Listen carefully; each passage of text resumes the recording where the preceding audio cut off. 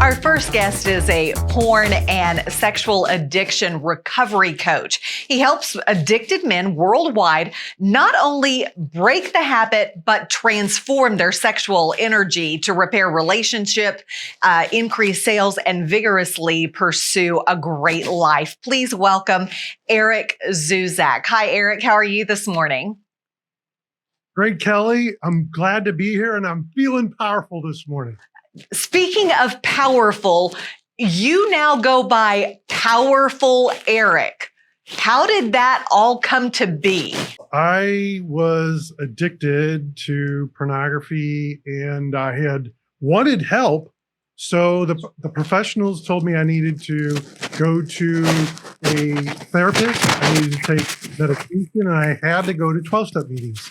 And 12-step meetings are typically for alcohol, drug addiction. And so what they did is they took that model and just moved it over to sex and porn addiction, thinking that that would work. And I can tell you for almost 20 years going through those programs, it doesn't work quite as well for this addiction. So I was really desperate. And in these programs, they have you say you're powerless over the addiction. And I did that for almost 2 decades and it wasn't working. So I was looking for a different way. And I found this little app that used the science of mindfulness to break addictions. And I was creating my screen login, my username, and I thought, I've been calling myself powerless over this for decades. I'm going to make my login, my username as Powerful Eric. And in that moment, pitiful, powerless Eric died and Powerful Eric was born. So I don't call myself Powerful Eric out of ego. It's out of having called myself a piece of poo and powerless for decades. Now, addiction is addiction, regardless of the addiction. You mentioned the 12-step program, but this is kind of like a 13th step is what you found with this app? Exactly. A 13th step is a good way to describe it, because the 12 steps are great. And in the beginning, you do need to say, I'm powerless over this. I can't handle this. I'm addicted. But there needs to become a time where you start saying, I am a recovering, whatever it might be, recovering alcoholic, recovering sexaholic, whatever it is. And that's the missing piece. So how do you use that recovery process and do what you do now? Well, I can illustrate that in a little story. Okay. Over my shoulder is a little golden Buddha, and you can call it the golden Christ or whatever you want to call it.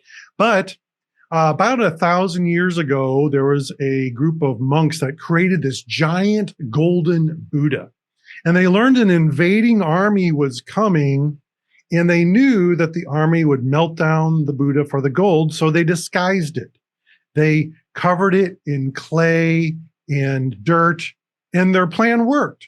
The invading army did come, but unfortunately, they killed everyone that was there. And so the Buddha literally sat there for over 200 years. And a monk was outside on a sunshiny day, and he noticed a glimmer of light coming from the clay and dirt. And he's like, what's that? And he unearthed a giant golden Buddha. And that's the analogy that I use for my clients, is that we're, in life, we get covered in these traumas and all different types of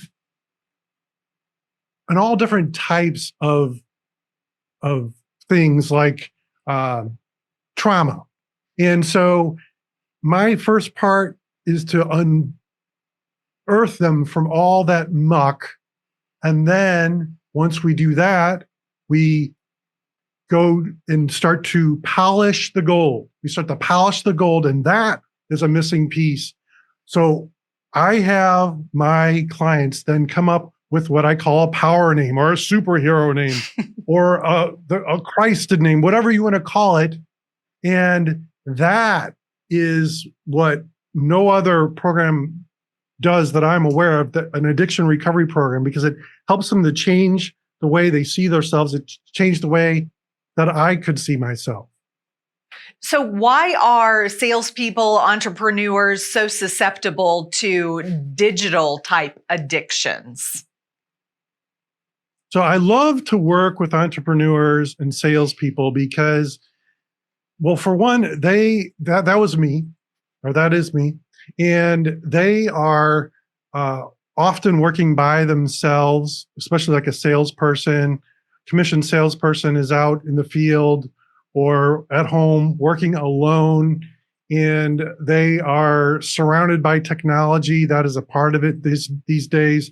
So people that are salespeople, entrepreneurs, they're by themselves with a computer, with a smartphone. And it's so easy when you get stressed to want to relieve that stress in unhealthy ways. And now, like, everyone is carrying around their smartphones, and they're literally walking around with the world's largest porn library, really. Yeah. So it's very easy for a man to get totally stressed out, want to relieve stress, and just click over on that tab and open something that is provocative. So, how do you teach men to channel this new energy that you're giving them? So, well, the first part is to uncover them from on the muck, all the shame, all the guilt, resentments, the traumas. Then, once we do that, then we start to build their power name, their superhero name, that persona. And once that is done, then it helps them to reframe their past, kind of like Batman. Batman, he witnessed his mother and father be killed. And because of that, he turned himself into Batman, so that that negative event helped him to become who he is. And that's what I help the clients do. And once they do that, then it's easier to have them channel their sexual energy. And I use a lot of different techniques to do that. I'm also a martial artist. If you can see behind me, I've got some dragons and things like that. There's chi energy techniques. I know one of my favorite to use is called the emotional freedom technique, or EFT. It's also known as tapping. And no, it has nothing to do with tap dancing, but we tap on our acupressure points, and there's a whole lot of them. And we tap on those and we say things in certain ways. It's kind of like a moving meditation. And that's one of the ways that I use to help them to channel their sexual energy. Does it all go back to that app that you found after you went through the 12-step program? Not really. That program was about mindfulness, and that app really helped me to start exploring mindfulness. Mindfulness is a large umbrella term. Most people think of meditation when they think of mindfulness, but it's really a lot more than that. I mean, you could go on a mindful walk without your cell phone. You could do martial arts. I mean, there's a lot of things that fall under mindfulness. So that app helped me to find alternatives to the standard thing that is given for someone that is in an addiction. Some people may say, well, I'm shameful, so I don't want to talk about this. Is that something that they can reach out to you and learn more about how to deal with this and find out that they're not alone, because this is common? Oh, yeah, it's very common. Yes, they can absolutely reach out to me. I have guys reach out to me from around the globe, from countries that I've never heard of. This is a global epidemic, if you will. Mm-hmm. And it's really sad because I even have, believe it or not, children reach out to me for help. Now, I don't coach children, but I do have a great resource I send them to.